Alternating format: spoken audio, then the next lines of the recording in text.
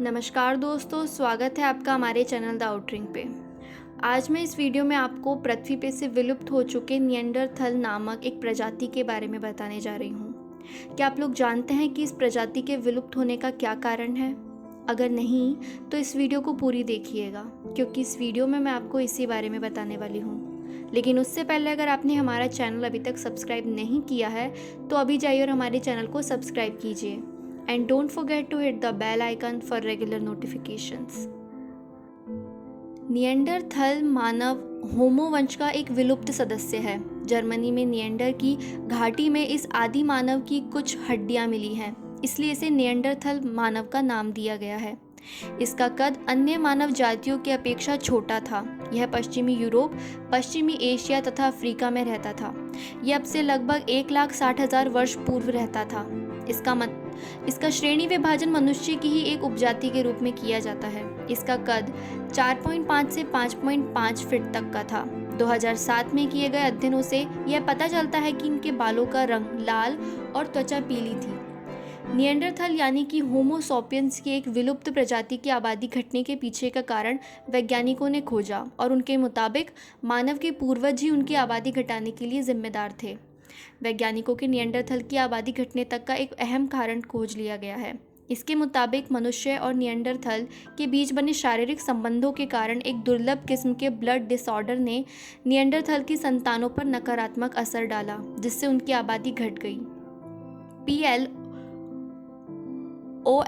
One journal में प्रकाशित एक अध्ययन के अनुसार निएंडरथल के ब्लड सैंपल से पता चलता है कि उनके खून में जेनेटिक वेरिएंट्स का एक खास सेट था, जो haemolytic disease of the foetus and newborn बीमारियों को लेकर अति संवेदनशील था। आशंका यह है कि उनमें एनीमिया का कारण बना। रिसर्चर्स का मानना है कि ऐसी आशंका है कि HDFN के कारण ही निएंडरथल बच्चों की संख्या में कमी आई होगी। रिपोर्ट में यह भी कहा गया है कि निएंडरथल और डेनिसोवन्स के ब्लड ग्रुप सिस्टम के विश्लेषण से उनके मूल विस्तार और होमो सैपियंस के साथ रिलेशन बनाने के बारे में जानने में काफ़ी मदद मिली है। मानव के पूर्वजों और निएंडरथल के बीच संबंध के मामलों में HDFN होने का जोखिम अधिक है, लिहाजा यह डिसऑर्डर उनमें एनीमिया का कारण बना और फिर निएंडरथल कमज़ोर होकर मर गए। HDFN नाम का यह डिसऑर्डर, जिसे निएंडरथल की आबादी को कम करने के लिए जिम्मेदार माना जा रहा है, इसे इंसानों के मामले में अत्यंत दुर्लभ माना जाता है।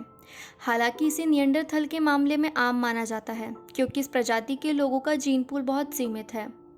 डेली मेल ने इस रिसर्च के मुख्य लेखक स्टीफन माजियरिस के हवाले से लिखा है कि 4,000 किलोमीटर और 50,000 साल के अंतराल में बांटे गए लोगों में जीन के ये रूप मिले हैं। इससे यह साबित होता है कि यह आनुवांशिक विशिष्टता और एनीमिक भ्रूण का जोखिम निएंडरथल के बीच काफ़ी आम रहा होगा। प्राचीन निएंडरथल मानव की खोपड़ी के अध्ययन के बाद वैज्ञानिकों ने पाया है कि वह प्रजाति इसलिए विलुप्त हो गई क्योंकि उनकी आंखें मौजूदा मनुष्यों की तुलना में काफ़ी बड़ी थी। उनकी आंखें यूरोप की लंबी काली रातों में दूर तक देखने के लिए बनी थी, लेकिन बड़ी आंखों की कीमत उन्हें उच्च स्तरीय विचार योग्य दिमाग को त्याग कर चुकानी पड़ी। दूसरी तरफ मनुष्यों की प्रजाति होमो सैपियंस के पास एक बेहतर और बड़ा दिमाग था, जिसकी मदद से उन्होंने गर्म कपड़े बनाए, बड़े समाज बनाए, जिसकी मदद से वो यूरोप के हिमयुग में बचे रह पाए। इस अध्ययन के बारे में Royal Society of B journal में प्रकाशित किया गया है। निएंडरथल एक मनुष्य से अत्यधिक मिलती जुलती प्रजाति थी, जो यूरोप में करीब 2,50,000 साल पहले रहती थी। मनुष्य की हमारी प्रजाति और निएंडरथल यूरोप में एक समय पर रहे और उनके आपस में कुछ ताल्लुकात होने के सबूत भी मिलते हैं। करीब 28,000 साल पहले यह प्रजाति हिमयुग के कारण विलुप्त हो गई थी। शोधकर्ताओं का परंपरागत रूप से मानना रहा है कि निएंडरथल के पूर्वज अफ्रीका से आए थे और यूरोप की लंबी काली रातों और धुंधले दिनों में देखने के लिए उनकी आंखें बड़ी होती गईं और दिमाग में जो हिस्सा दृष्टि को नियंत्रित करता है वह काफ़ी बड़ा हो गया। शोधकर्ता यह भी मानते हैं कि इनके जो पूर्वज अफ्रीका में रह गए थे, वहाँ वो रोशनी से लबरेज दिनों का आनंद उठाते रहे और उन्हें बड़ी आंखों की ज़रूरत नहीं पड़ी। अफ्रीका में रहने वाले यही मानव हमारे भी पूर्वज थे और उनका दिमाग विकसित होता गया और उसके बाद ही वो दुनिया में फैले। निएंडरथल बुरे नहीं थे, बस वो होमो सैपियंस के जितने अक्लमंद नहीं थे।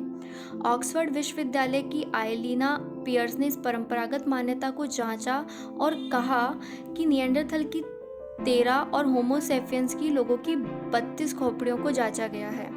सामाजिक नेटवर्क के तौर पर देखें तो आयलीना पियर्स ने पाया कि निएंडरथल की आंखों के कोटर काफ़ी बड़े थे, ऊपर से लेकर नीचे तक के करीब 6 मिलीमीटर लंबे थे। यूँ तो ये लंबाई काफ़ी बड़ी नहीं मालूम देती, लेकिन इसकी वजह से निएंडरथल दिख रहे दृश्यों को बेहतर आकलन कर पाते थे। आयलीना पियर्स ने बीबीसी को बताया कि अपने दिमाग के दृश्य आधारित होने के कारण उनका शरीर पर काबू बेहतर रहा होगा।